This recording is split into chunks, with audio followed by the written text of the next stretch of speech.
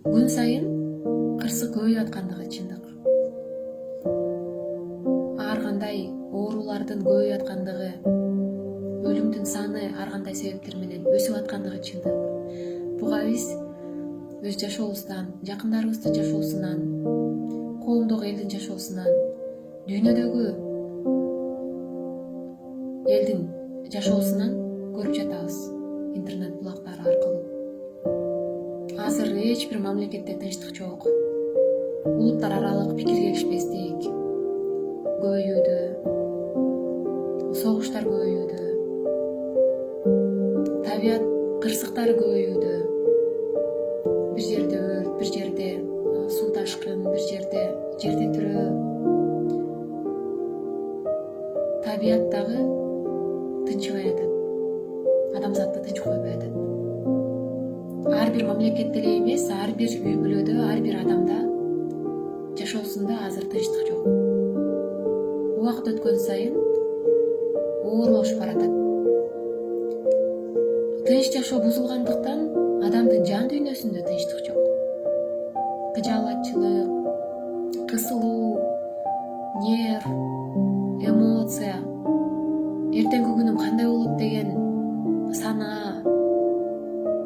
Керек болсо кээ бир адамдардын эртең жакшы күн болот деген үмүт жок көкүрөгүндө.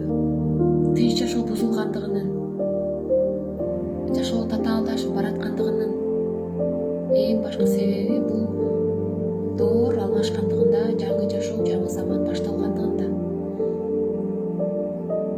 Ушул жаңы доордо адам жаңыланбай эле эски түшүнүк менен жашап аткандыгында. Эскиче эле акчаны ойлоп, байлык бийликти бир тутуу. Дин менен жашоо дагы бул эски түшүнүк. Кантип жаңыланабыз, жаңы түшүнүккө кантип өтөбүз? Канткенде тынч жашоо болот дегенде азыр адам жаңы доор илимин алуу керек. Улутуна, тилине, жынысына, динине карабай, баары жаңы доордун жол башчысы, орусча айтканда путеводители бул Арстаналай Абдылдаев.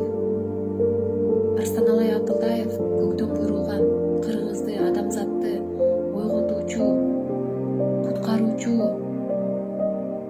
чыныгы жалгыз инсан. Арстаналай Абдылдаев бул көктүн сөзү, көктүн ою деп аалымдан берилген билдирүү, бул закон. Себеби Кудайдын, ааламдын жаңы доордогу адамзатка талабын, мыйзамын жеткирди. 21-кылымга чейин адамзат пайгамбарлардын илими менен жашап келген, мыйзам кылып. Сыйынуу доору азыр бүттү. Бул жаңы доордогу жашоодо адамзат жаңы доор илимин алып, Арстаналай Абдылдаевдин багыты менен жаңыча түшүнүк жаралат, жаңы жашоо түптөлөт. Дин илимдеринин күчү жоюлду. Ошондуктан сыйынуудан, тиленүүдөн эч жыйынтык чыкпай жатат. Жаңы доор илими бул адам ким экенин, бул жашоого эмнеге жаралганын, кызматы орду кандай экенин, адам өзүндөгү жаратуучулук касиетин, кереметин кантип иштетүү керек экендигин жолун көрсөтүүчү табигый илим, жан дүйнө илими.